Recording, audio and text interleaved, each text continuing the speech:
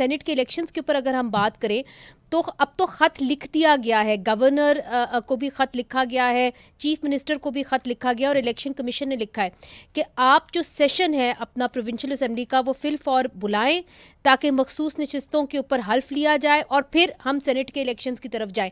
तो क्या आप अब ये जो अपना सूबाई असेंबली का सेशन है वो बुलाने जा रहे हैं? जी बिस्मिल्लाहिर्रहमानिर्रहीम, बहुत शुक्रिया। इय्याका नअबुदु व इय्याका नस्तईन। इस तरह है जी कि बिल्कुल ख़त लिखा जा चुका है, हमें मौसूल हो चुका है, लेकिन अब तक हमने इसके ऊपर मशावरत नहीं की। इंशाल्लाह देखेंगे, कल तक हो सकता है इसके ऊपर कोई फ़ैसला आ जाए हमारी चीफ मिनिस्टर साहब और हमारी लीगल नहीं, टीम आपका की तरफ इरादा से। है कि सूबाई असेंबली का आप इजलास बुलाएं? जी फ़िलहाल तो अभी इसके ऊपर हतमी कोई फ़ैसला नहीं हुआ। अच्छा। मैं अगर पर्सनली कहूँ तो हमारा बिल्कुल मेरा इरादा नहीं है। अच्छा। उसकी वजह यह है कि जो ज़्यादती हुई है, जो जुल्म जबर हुआ है रिज़र्व सीट के हवाले से, वो आपको भी पता है, सबको पता है, पूरी दुनिया को पता है।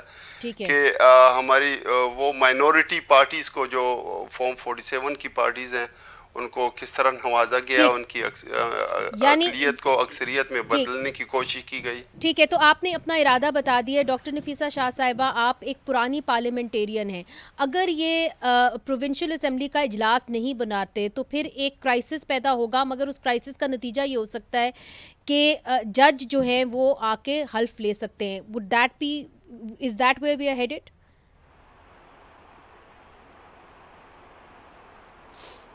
देखिए, अब वो तो कानूनदान बताएंगे कि इसकी लीगल पोजीशन क्या है, लेकिन यकीनन ये महाज़ाराई की तरफ जाएगा।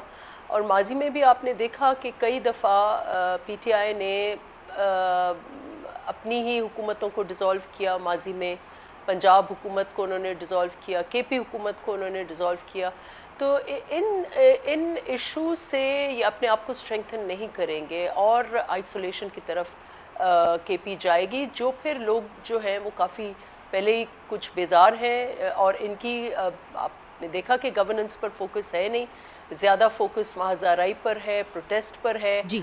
और एक कानूनी प्रोसेस को अगर आप रोकेंगे, अब देखें ये कोर्ट ने फैसला किया है, कोर्ट उनको पसंद हो ना हो, लेकिन आपको याद होगा, मैं शायद इनको याद ना हो, लेकिन 2008 वाली जो पीपल्स पार्टी की कोalition गवर्नमेंट थी जी, उसमें एक सुप्रीम कोर्ट जज ने हमारे इलेक्टेड प्राइम मिनिस्टर को डिसमिस किया जी, बिल्कुल। और हम एक बहुत तैश में थी हमारी पार्लियामेंट्री पार्टी, लेकिन उस वक्त ये एडवाइस दी गई कि देखें, कानून जो है वो आपको पसंद हो ना हो, you have to follow rule of law.